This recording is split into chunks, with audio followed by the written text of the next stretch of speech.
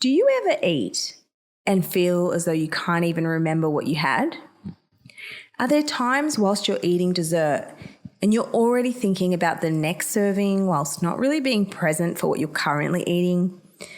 We're going to talk about dissociative eating. The What's Eating You podcast is a series of mental health topics that are designed to make you think, learn, educate, and validate. Enjoy the show. Welcome back to today's episode of the What is Eating You podcast. I'm very excited to tap into today because mindless eating is something we've all experienced before, or finishing a meal and thinking, gosh, where did that go? How did it go so quickly? But when does it turn into dissociative eating, or a more important thing we need to be concerned about?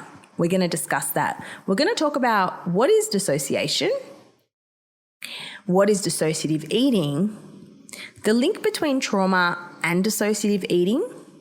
I'm also going to break down dissociative identity disorder and eating disorders. And then we're going to start to talk about how we can get control over eating that feels mindless or out of control. Little disclaimer, this is not intended to be psychological or medical advice. Always speak to a licensed professional.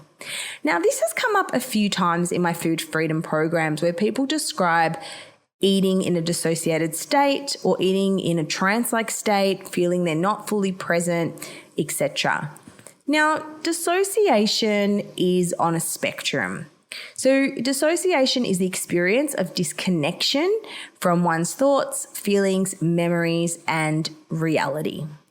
If you think of dissociation on a spectrum, you've got daydreaming or zoning out, which happens every day for people, and that's completely normal and okay. And then on the far end of dissociation is dissociative identity disorder. This is known as multiple personality disorder in the past, but now it's called DID. So if I say DID, it means dissociative identity disorder. Now, this is when people switch between alters or personalities, and the personalities can actually have distinct eating preferences, which we will go into. I'm going to talk about dissociation first. So essentially, it's the way the brain responds to adverse life events. We're going to talk about how it can be part of binge eating or binge purge behavior. Our brain learns to dissociate as a way to protect ourselves. Now, along this spectrum, I'll also just mention that there is disorders with dissociation that aren't dissociative identity disorders. So you've got dissociative amnesia, you've got dissociation, depersonalization, and these can be symptoms of other mental health conditions as well as their own disorder. So that whether or not it's a disorder comes down to, does the dissociation affect your day-to-day functioning, and do you meet the other criteria for it? Now, dissociation is often how an individual protects themselves from being emotionally or physically overwhelmed. Therefore, many people who dissociate do not feel present in their body. And sometimes dissociation doesn't turn off, even though the distressing event is over. The brain can get stuck in trauma time and continue to use dissociation to cope with everyday stresses. So for example, if you're going along your day and you have been through a traumatic incident or something that can trigger a trauma response, your brain may actually disconnect you, or you might feel disconnected to try to protect you from what it perceives to be dangerous. People with eating disorders engage in behaviors that can bring on dissociation, such as binging, mindless eating, and purging behavior. Dissociation and eating disorder behaviors can actually be a way to survive and cope with intrusive traumatic memories. In my book, I describe a binge eating episode as a trance. You're just in this hypnotic trance. It feels as though no one can pull you away. And I remember once a psychotherapist said to me, not even white nights could pull you away from a binge. And I've never forgotten that because I really understand what that means. Next question, how can trauma be an underlying factor in people who struggle with binge eating and binge purging behavior? Now, I get asked a lot, is binge eating all linked to trauma? Are eating disorders because of trauma? No, that's not the case. For me, I never went through some massive trauma incident, but when we look back, there's something called big T trauma and small T trauma. So your big T trauma are those massive events, natural disasters, rape, neglect, abuse, all of that. And then there's something called small T traumas, which is bullying or having undiagnosed ADHD. And they're sort of the buildup of things that still can have a traumatic impact, but the issue is many people think that trauma is just big T trauma, and so they will minimize or discredit or sort of disqualify what they've been through because it's not one of the big T's. But little T traumas, when you've got accumulation of that can affect you just the same. Now, trauma can be an underlying factor for many mental health disorders. So it can be linked especially to substance abuse, depression, anxiety, and eating disorders. Trauma is a negative life experience that continues to make you not feel present in your body. So it's not the actual event that happens, it's your body's response to the event. So if an individual is frequently triggered or has PTSD symptoms, food might tie into this because they might use food to decrease their distress, avoid their feelings, or distract themselves from intrusive images and thoughts. So we know binge eating and even binge purge behaviors can help someone temporarily escape through dissociation. However, the use of this strategy or problems causes more problems in the long run. So then you're dealing with an eating disorder when actually the eating disorder is a function of the trauma or dissociation. So it's very important. And this is why I say to people, stop trying to stop the binge eating. We need to understand it. We need to understand its function. And then we need to meet that need in a more adaptive way because it is serving a need. And if you try to stop that, you're trying to stop your brain's way of coping, and that can exacerbate the issue. Let's talk about DID and eating disorder because I don't want people to get the word dissociation confused with dissociative identity disorder, but I thought I would include this as it's very interesting. So DID, as mentioned, was previously known as multiple personality disorder, and there's a great movie called Identity if you want to watch it. The movie Split also depicts DID as well. There's some great movies on it. And this is when people switch alters or personalities, and these personalities can have distinct eating disorders, distinct preferences. They can have different eyesight prescriptions. It's a very, very fascinating disorder, and it is quite rare as far as we know. Only about 1% of the population have it, and it is complex. It's complex. It's not something you would typically see in private practice. But it's very fascinating and interesting. And all it is it's extreme dissociation. So from a young age, if someone went through significant trauma, significant abuse, the brain learns to separate. And the separation of the brain forms these other parts or personalities that help to deal with the trauma. So a child might imagine, that they're this tall, big, strong person that can handle the abuse, or that, the cat is there or something like that. So the brain is very powerful, and it creates these different alters or personalities to protect the brain and protect the person from that trauma. Now, people with DID have disruptions in consciousness, memory, identity, or perception. So people experience switching between alters or personalities, and these personalities can have, their own eating disorders, their own, as mentioned, different. It's crazy what they've found. Now, this has significant impacts, as you can imagine, because when someone switches from alter to alter, they don't necessarily remember it. They have a lot of issues, controlling it, memory gaps, etc. Now, look, if someone has an alter with an eating disorder, what they will notice is someone may have rapid switches in eating. So individuals with dissociative identity may have a personality that binge eats and then another personality that restricts. You can tell this if there are weight fluctuations. You can tell this if there is psychological distress. You can tell this if there's amnesia, if there's memory gaps. But this is a very rare disorder. So I wanted to make sure I covered did and explained it. So I want you to note that dissociative eating in the context of did is complex and quite rare, whereas eating and feeling dissociated, on the other hand, is something people commonly report. They're not being present, they're not aware, they're thinking about the next thing. So remember, dissociation is a state of disconnection from reality. If you think of dissociation on that spectrum, as I mentioned, you've got daydreaming, and then dissociation is in the middle, and then did is on the far end. Now, dissociation is feeling numb when you should be experiencing emotion. It's when your experience seems unreal or surreal, as if you're watching yourself rather than experiencing your life. You feel detached from what is going on and as though you're sleepwalking through a fog. So some people may report that they feel like they're in a movie, they feel like things aren't real. And then there's depersonalization, which is a step further, but I'm just going to stick with dissociation today. Now, what's the link between dissociation and emotional eating? The link is many dysregulated eaters will bounce back and forth between two states. They might be wildly emotional or feeling detached and numb or not feeling at all. Now, both may be a product of traumatic experiences. For some people, it may not be. It may just be a self-soothing mechanism. So it's important not to diagnose yourself or label yourself from any of this. But trauma can lead to mindless eating, emotional eating, or binge eating.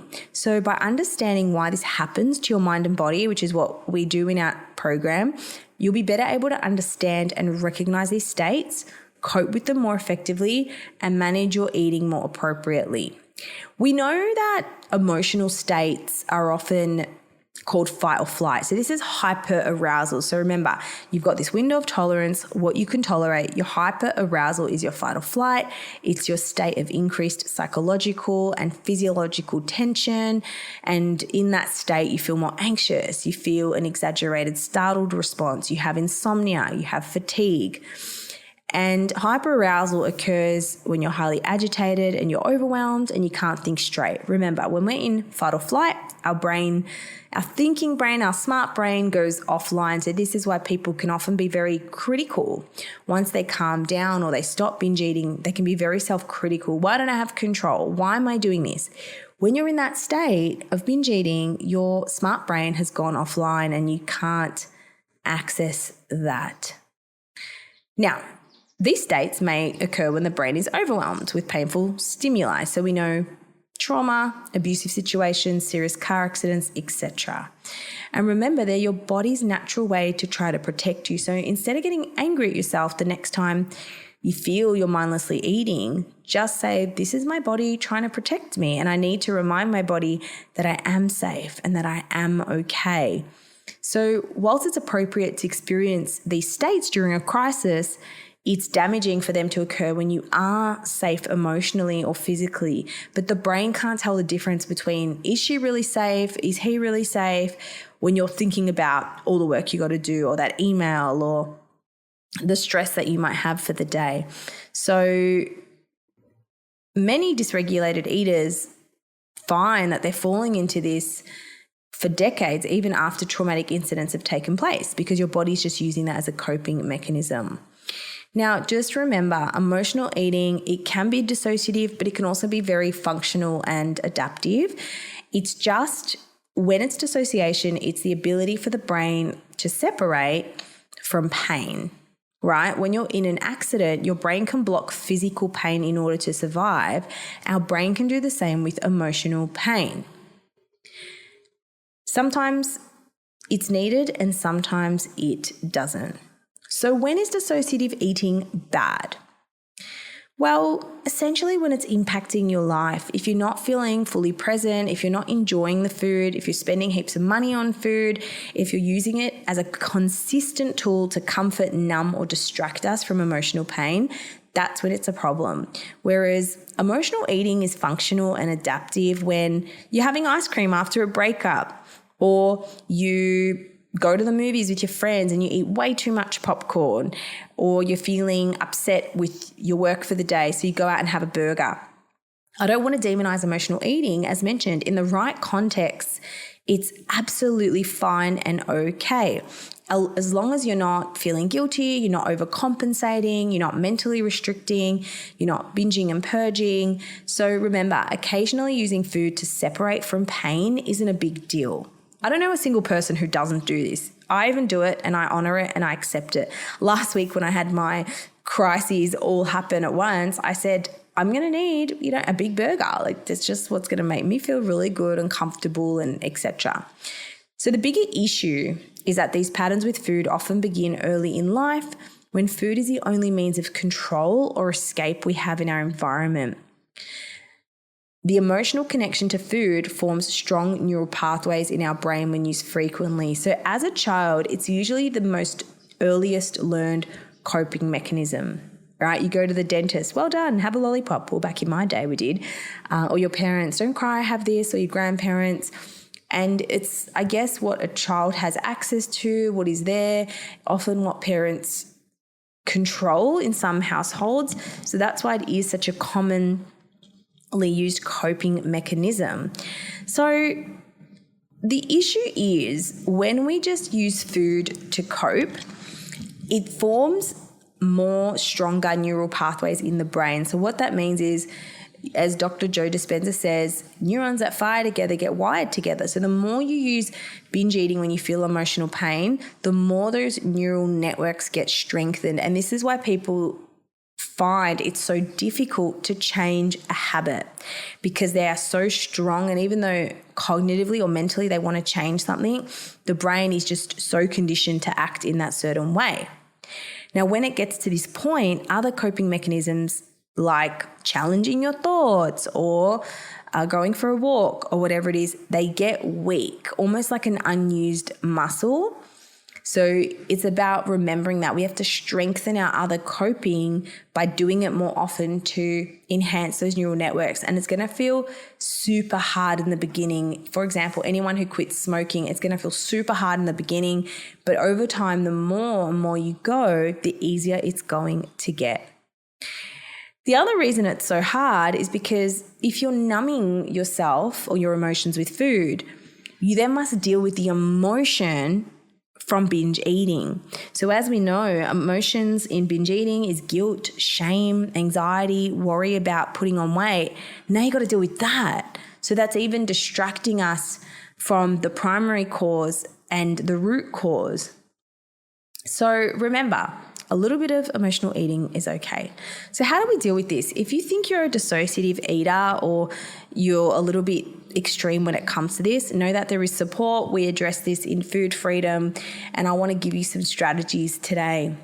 The key is we need to break the cycle. We need to be vulnerable to our emotions, and this is going to cause a little bit of discomfort.